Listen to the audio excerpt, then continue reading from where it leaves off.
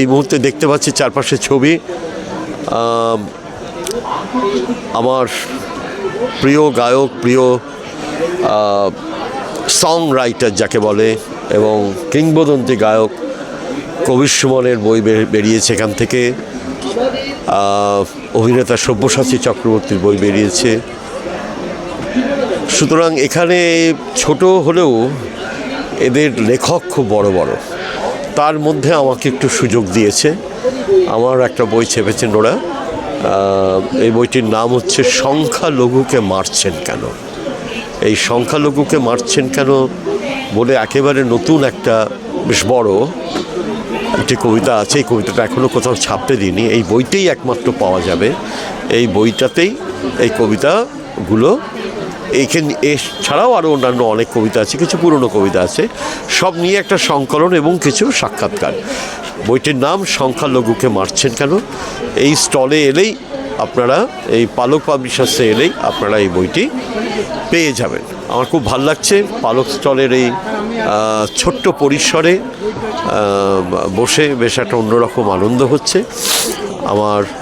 আমি এই বইমেলাতে আমার অনেকগুলো বই বেরিয়েছে, কিন্তু পালক পাবলিশার্সের এই ওদের নতুন ছেলেমেয়েদের একেবারে নতুন সময়ের প্রকাশক, তারা যে নতুন করে নতুন চিন্তাভাবনা নিয়ে এগিয়ে আসছেন, এটার জন্য আমি তাদেরকে ধন্যবাদ জানাই। সামনের বছর বইমেলা 50 হবে, তার জন্য এখন থেকে একটা উত্তেজনা তৈরি হয়েছে। আর খুবই ভালো লাগছে এই বইমেলা যেরকমভাবে পরিচালিত হচ্ছে এবং যেরকম দক্ষতার সঙ্গে নতুন প্রজন্ম এগিয়ে আসছে, নতুন পাবলিশার্সরা এগিয়ে আসছেন। প্রচুর নতুন পাবলিশার্স গত কয়েক বছরে দেখা দিয়েছে। লিটল ম্যাগাজিন প্যাভিলিয়ন অত্যন্ত সুন্দরভাবে পরিচালিত হচ্ছে এবং প্রচুর লিটল ম্যাগাজিনের ছেলে মেয়েদের সঙ্গে আমার দেখা হলো। তাদের সঙ্গে দেখা হলে একটা আলাদা রকম আনন্দ হয়। এছাড়াও নিয়মিতভাবে প্রতিদিন লেখক, কবি বন্ধু এদের সঙ্গে দেখা হচ্ছে। আর অবশ্যই একটা কথা বলবো, সেটা হচ্ছে আমাদের ভাষানগর পত্রিকা। আমাদের প্রতি বছর ভাষানগর একটা কবিতার গাড়ি তৈরি হয়, সেই কবিতার গাড়ি এবারও তৈরি হয়েছে। আপনারা যারা 1 নম্বর গেট দিয়ে ঢুকবেন তাদের পক্ষে খুব সুবিধা, 1 নম্বর গেটের কাছেই আমাদের ভাষানগরের কবিতার গাড়ি সেখানে রয়েছে। সেখানে আজকে ডেভিড লি মর্গান, একজন ব্রিটিশ কবি, খুব নামী ব্রিটিশ কবি, প্রখ্যাত ব্রিটিশ কবি, তিনি এসেছেন। তিনি ভাষানগরে ইতিমধ্যেই কবিতা পড়েছেন ভাষানগরের গাড়িতে, আবার আজকেও পড়বেন, কালকেও পড়বেন, রবিবারও পড়বেন। তিনি আমাদের বিশেষ করে ভাষানগরের আহ্বানে এসেছেন কলকাতায় এবং এটা সম্পূর্ণভাবে বইমেলার জন্য এসেছেন। এই সব কিছু নিয়ে আমার মনে হয় বইমেলার একটা আলাদা রকম উন্মাদনা আছে। সেই উন্মাদনাটা অনুভব করার নামই হচ্ছে বইমেলা। যখন আমি প্রায় স্কুল থেকে কলেজে ঢুকেছি সেই সময় আমি এই বইমেলায় এসেছি এবং এই বইমেলা সেই দিন থেকে, সেই রবীন্দ্র সদনের উল্টো দিকের মাঠে বইমেলা হতো, সেই দিন থেকে এই বইমেলায় আসছি। ছোটোবেলার বইমেলার ব্যাপারই আলাদা। আমি কৃষ্ণনগরে থাকতাম তখন। কৃষ্ণনগর থেকে রেলকে টিকিট ফাঁকি দিয়ে, মানে টিকিট না কেটে আমি শিয়ালদায় নামতাম। তারপরে হাঁটতে হাঁটতে রবীন্দ্র সদনের কাছে পৌঁছতাম। এসপ্ল্যানেড থেকে সম্ভবত একটা ট্রাম নিতাম, নিয়ে তারপর রবীন্দ্র সদনের উল্টো দিকে ওই মাঠে পৌঁছে যেতাম। এই স্মৃতিটা এখনও জল করছে আমার মাথায়। এখন এই সোশ্যাল মিডিয়ার যুগে, হোয়াটসঅ্যাপের যুগে আর কেউ হারায় না। আগে একটা খুব রোম্যান্টিক ব্যাপার ছিল। পার্ক স্ট্রিটের বইমেলাতে ঘন ঘন মাইকে অ্যানাউন্স করা হতো যে কৃষ্ণকলি আপনি যেখানেই থাকুন চলে আসুন, আপনার জন্য আপনার বন্ধু অপেক্ষা করছে। এখন এই কৃষ্ণকলিকে দেখার জন্য আরও 5 জন বন্ধু সেখানে চলে আসতো। এই নিয়ে জোর মজা হতো আমাদের। এইসবগুলো ছিল, এইসব মজাগুলো ছিল।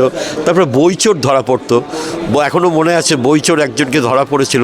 এটি প্রবন্ধের বই, দামি প্রবন্ধের বই আনন্দ পাবলিশার্স থেকে নিয়ে এসে চলে যাচ্ছিল।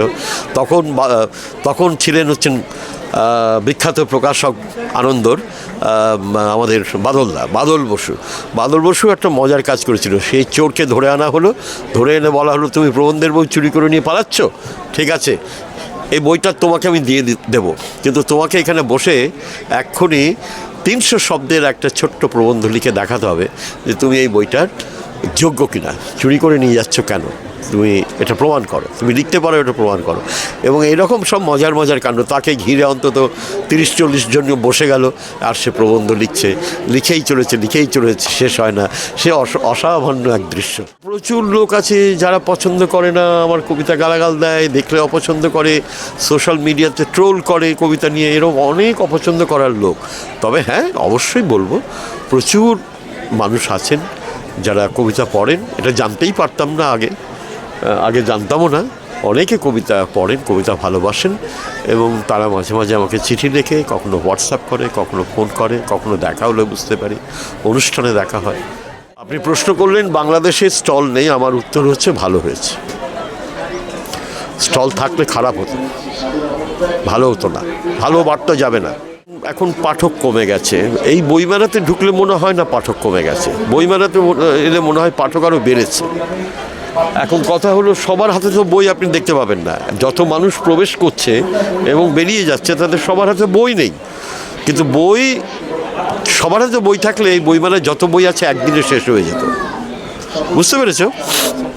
সেই দিক থেকে আমি বলবো যে সেটা ঠিকই আছে, কিন্তু পাঠক কমে যাচ্ছে বলে যে আক্ষেপটা আছে, সেটা বইমেলাতে এলে মনে হয় না। কিন্তু তথ্য